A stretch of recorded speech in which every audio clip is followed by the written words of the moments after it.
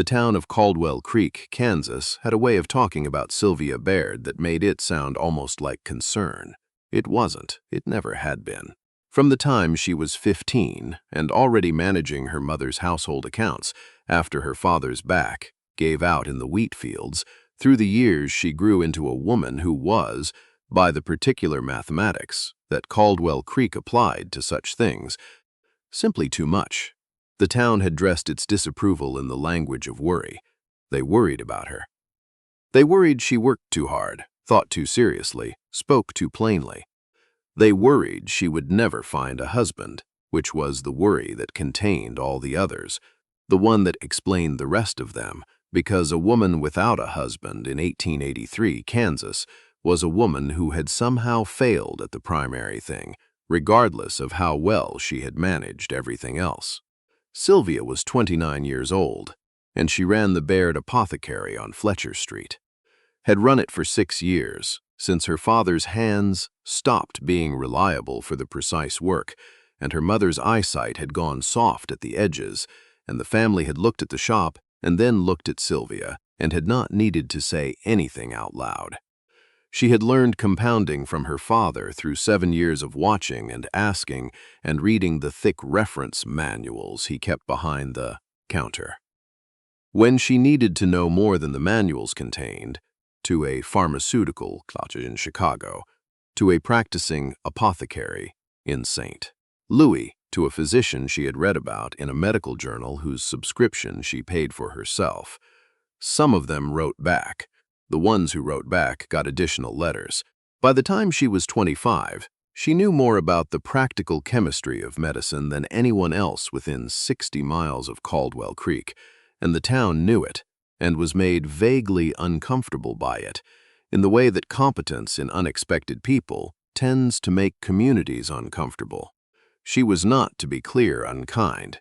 She was not difficult. She had a dry sense of humor that people either appreciated or didn't, and no particular interest in adjusting it for the ones who didn't. She had opinions about things, about the quality of ingredients from different suppliers, about the town council's decision to defer repairs on the bridge over Shearwater Creek for the 3rd consecutive year, about the book she was currently reading, which was always something that the general store's lending shelf did not carry, and which she had ordered specifically. She expressed these opinions when asked, and sometimes when not asked, which was the part that made people call her difficult, because the opinions themselves were usually correct, and correct opinions delivered in a woman's voice have a particular way of making certain men feel they have been shown something they didn't ask to see. She had been courted once, formally. A land agent named Prescott from a town 2 counties over, who had come through on business 3 times in the spring of 1880, and had called on her twice with her parents present, and had said, on his 3rd visit, that he thought she would make a fine wife, and that he intended to move his practice to Caldwell Creek within the year if she was agreeable. He was not unkind either. He was simply a man who had looked at Sylvia Baird and seen a capable woman, and had concluded that a capable woman would be a useful addition to his life in the way that a good tool is useful, not because of what it is, but because of what it does. She had understood this about him within 20 minutes of the 3rd visit, and had told him, with the directness that was simply how she was made, that she didn't think they would suit. He had left confused and somewhat irritated, and had told someone in the next county that the Baird woman was too particular for her own good. This had made its way back to Caldwell Creek, as these things do. The town's settled conclusion arrived at not in any single conversation, but through the patient accumulation of 100 small remarks over many years.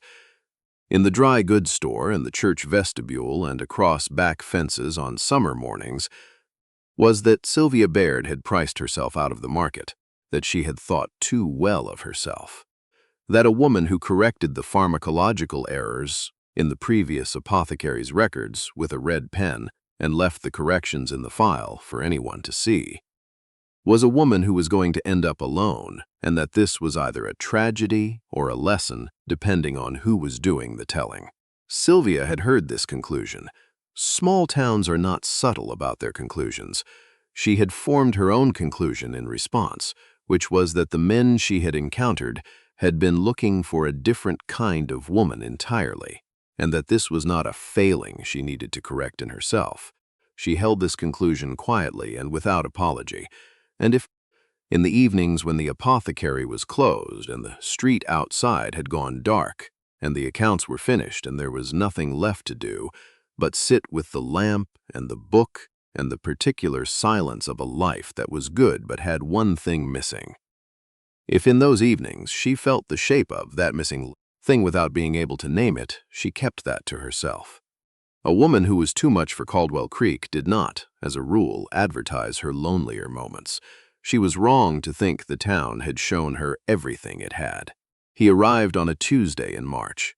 His name was Warren Aldous, and he had come to Caldwell Creek because the Cattlemen's Bank in town had hired him as their new head examiner, brought in from a regional office in Wichita to oversee a backlog of land title audits that the previous examiner had left in considerable disorder. He was 36, methodical, and not given to unnecessary words. He had spent 11 years in bank examination work in 4 states, which is work that teaches a person to read what is actually in front of them rather than what they expect to be there, because the difference between those two things is generally where the trouble lives. He came to the apothecary on his second morning in town because he had a persistent headache that had been with him since the train, and because the apothecary was 3 doors from the bank and proximity seemed like sufficient reason. He pushed through the door just before 9. Sylvia was at the back counter, grinding something in a mortar, with the focused attention of someone whose mind is fully on the task and not managing the impression the task makes. She set down the pestle and turned and looked at him. He was not what she expected. She hadn't expected anything which was different. He was of average height, with a face that was worn in the particular way that years of careful work wear a face, not aged so much as settled. He wore a good coat that had been well cared for, and carried a leather folio under his arm that looked like it was never far from him. He looked at her with gray eyes that were assessing, without being unfriendly, the kind of eyes that were used to looking at things and taking them in before speaking. "Good morning," she said. "What can I help you with?" He told her about the headache. She asked 3 questions: the location, the duration, whether it was behind the eyes or at the base of the skull, in a manner that was efficient without being impersonal. He answered. She turned to the shelves behind her and began working. "You're new," she said, not as a question. "Arrived yesterday," he said. "Warren Aldous, I'm with the bank. The examiner," she said. She had heard the bank was bringing someone in. Small towns know their own incoming traffic. "Sylvia Baird, I know," he said. "The man at the hotel mentioned the apothecary was the best-run establishment in town." She glanced at him sidelong. Did he say that, or did he say it with a particular tone that implied he found it unusual? He paused, which was not what she expected. "The latter," he said, "but I've learned to subtract the tone and take the information." She handed him the remedy over the counter, a preparation she had compounded herself, more effective than the standard formula and a good deal cheaper. She told him the dosage and the timing. He thanked her, paid without being asked the price twice, and left. He came back Wednesday, not for anything medical. He said he had a question about the water in town, whether it was reliable given that he was accustomed to Wichita. She answered the question, which took approximately 2 minutes. He stayed 9 minutes. They talked about the bank records, briefly, and then about the condition of Fletcher Street after the spring thaw, which had left it deeply rutted and was apparently no one's responsibility to address. He said he had noticed the town council seemed to operate on a principle of indefinite deferral. She said she had noticed the same thing for several years. He said he found it interesting that the apothecary's exterior was the best maintained on the block, which was an observation, not a compliment, and therefore meant more than a compliment would have. She thought about that exchange longer than she expected to. In the evening, when the lamp was low, he came back Thursday, Friday, The following Monday with a specific question about a compound ingredient that a client at the bank had mentioned in connection with a livestock concern. The question was intelligent. She answered it fully, without simplifying, which was how she answered questions when the person asking them seemed to actually want the information. He wrote something in a small notebook he kept in his coat pocket. She noticed he did this, took notes not to seem attentive, but because he actually was. The town noticed, because the town always notices. By the end of March, it was known that the bank examiner visited the apothecary with a frequency that could not be explained by headaches alone. By the middle of April, it was known that he had walked with Sylvia Baird twice on the road along the creek south of town after the apothecary closed, and that these walks had lasted well past sunset. By the end of April, Caldwell Creek had concluded, with the blended condescension and satisfaction that small towns apply to situations they feel they understand, that either Warren Aldous did not know about Sylvia Baird, or he had not been told clearly enough. Several people made it their business to tell him clearly enough. It was George Pell, the owner of the dry goods store, and a man who considered himself a reasonable authority on the general character of everyone in Caldwell Creek, who said it most plainly.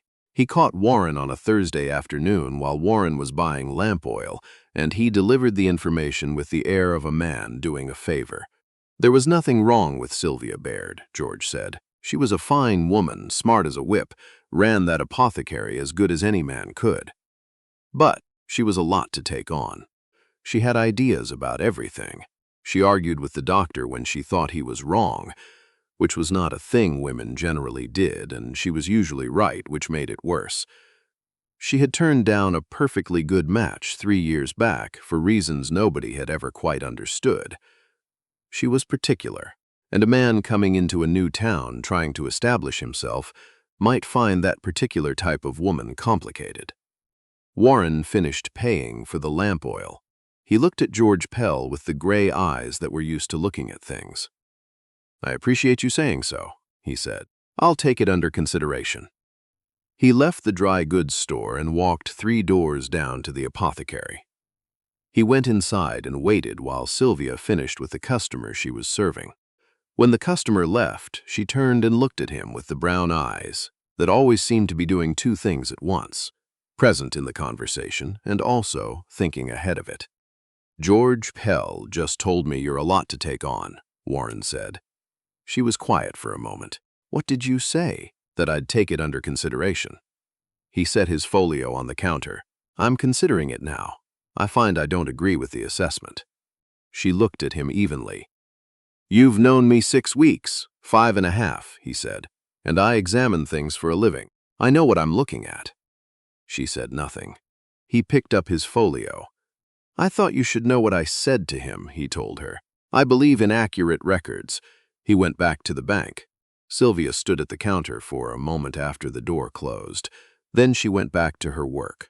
But she made an error in the evening's accounts that she had not made since the first year she was learning, and she caught it only because she always checked twice.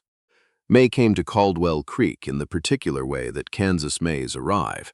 All at once, the prairie going from brown to green in what seemed like a single overnight decision, the sky widening above the flat land until it felt like standing at the bottom of something enormous and blue.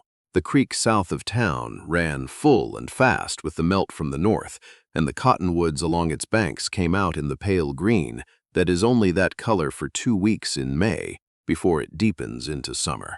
They walked along the creek on a Saturday evening in the 3rd week of May, and the conversation went where it went, which was everywhere. She told him about the letters she wrote to the pharmacological college and what they had written back, and what she had learned from that correspondence that her father's manuals didn't contain. He told her about 11 years of examining other people's records and what he had learned about the difference between how institutions present themselves and how they actually operate, and how that gap was almost always where the interesting problems were. She said she had noticed the same pattern in medical practice, the gap between the standard procedure and what the situation actually required. He thought that was a good way of putting it. The prairie dark came down around them, soft and wide, and the creek moved beside them with the sound of fast water over smooth stone. It was cold enough for their breath to show faintly. "People have been telling you things about me," she said. It was not accusatory, it was simply true. "Yes," he said. "What things?" "That you're too particular," he said. "Too independent. That you have opinions about things women aren't generally supposed to have opinions about. That you're too—" He paused, choosing the word. "Too much of what you are for most men." She looked at the water. "And what do you think?" "I think the people who said that were measuring you by the wrong standard," he said. "They were measuring you against what they expected a woman to be, and you didn't fit, and they called the difference a flaw." He turned to look at her. "That's not a flaw. That's a measurement error." She was quiet for a long moment. The creek ran past them, and the stars appeared over the wide Kansas horizon one by one, in the unhurried way that stars come out over flat land where nothing interrupts the sky. "You're very direct," she said. "I work with numbers," he said. "Impression causes problems," she almost smiled. "Most men find my directness off-putting. Most men haven't spent 11 years finding out that the thing everyone skips over is usually the thing that matters." She turned and looked at him then in the May dark, with the full attention of someone who has been seen clearly and is deciding what to do with it. He looked back without flinching or performing. Two people looking at each other honestly she was discovering a rarer thing than it should have been. "Warren," she said. "Yes," he said. "I think," she said carefully, "that I have been waiting to meet someone who was actually interested in what I am rather than a version of it that was easier to manage." "I know," he said. "I could tell by the way you answer questions. You answer for someone who actually wants to know, not for someone who wants to be impressed." He paused. "It took me about 10 minutes." She looked at him. 10 minutes. "To be interested," he said. 3 weeks to know it was something more than that." They stood beside the creek for a while, in the silence of two people who have said enough and don't need to add to it. The cottonwoods moved slightly in the night wind. Above them, the Kansas sky did what the Kansas sky does best in May, which is remind you that you are small and that this is not a bad thing. "All right," she said finally. Just those 2 words, but they were enough, and he understood them. What followed was the kind of summer that Caldwell Creek would talk about for years. Not because anything dramatic happened, which was the thing about their story that the town found slightly confusing, because towns that have built a narrative around a woman's difficulty expect the resolution to involve some kind of extraordinary event, some dramatic proof, some scene that justifies the revision. What happened instead was ordinary.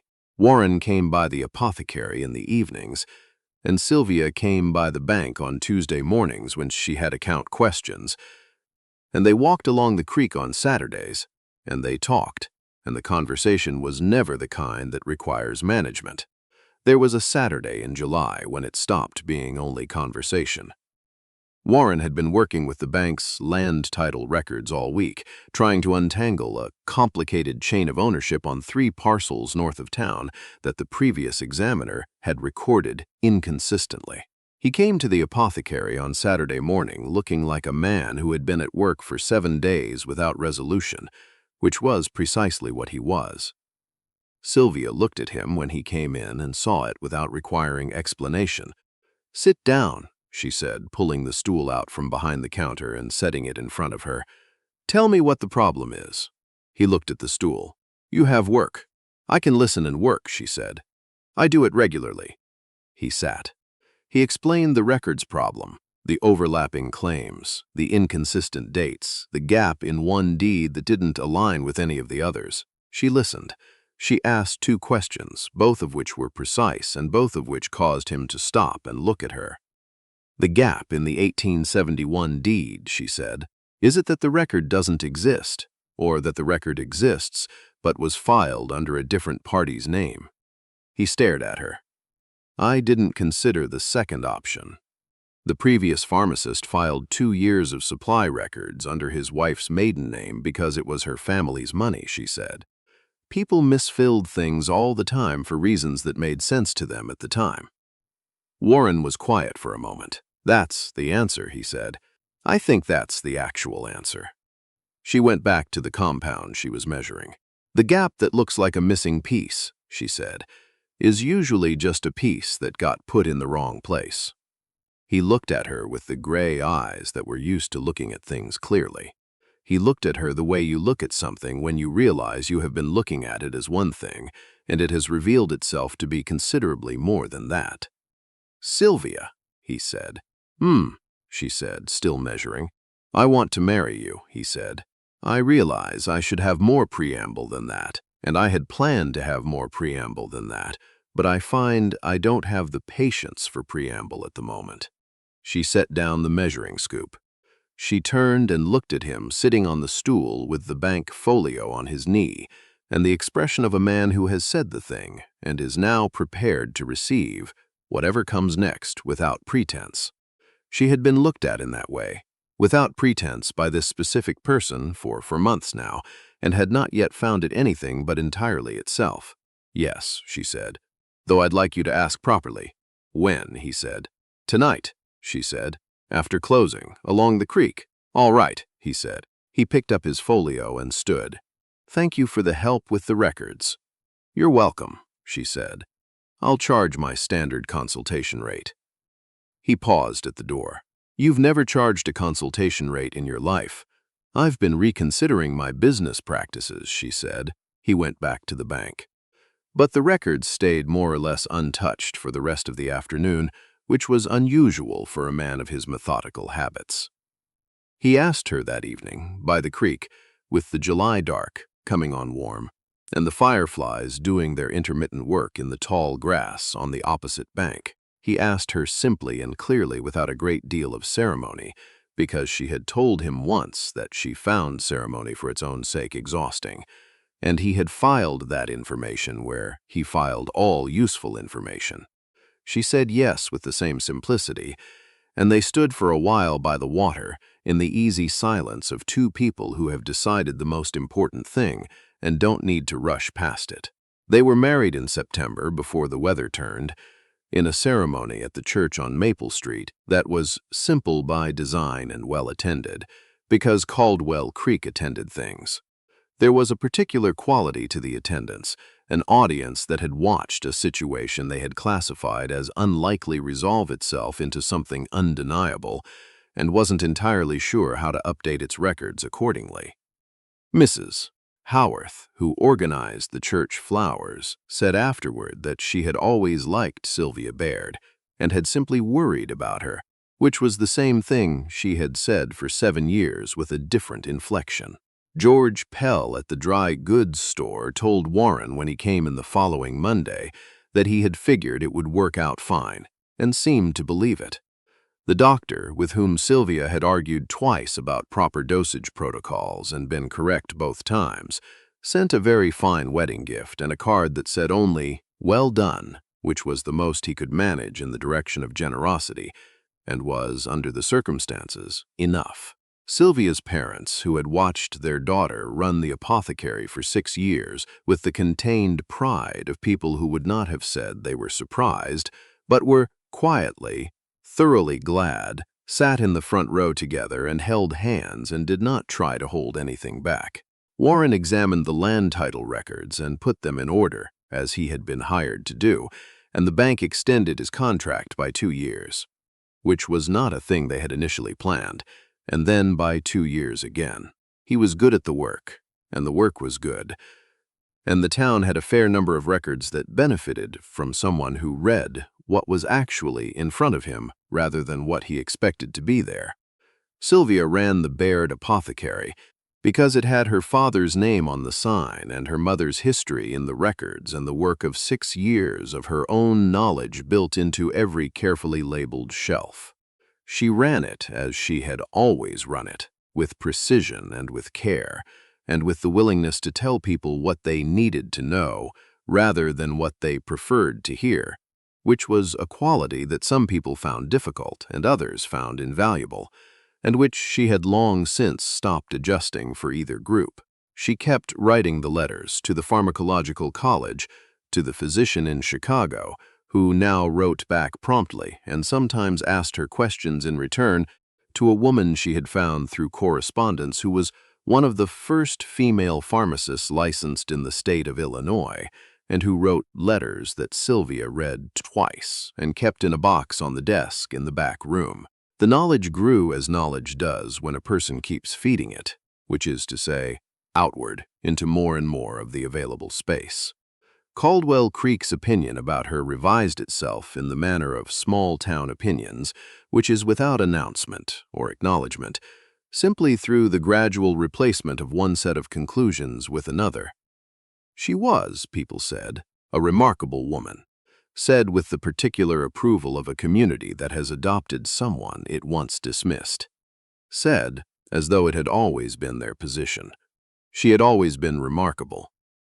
The town was simply the last to arrive at an accurate reading of its own records. That was, Warren would say afterward, when she told him how the town was talking, rather the point of good examination. You read what's there, not what you expected to find. She had always been exactly what she was. It had simply taken the right man to stop, and look, and read her correctly.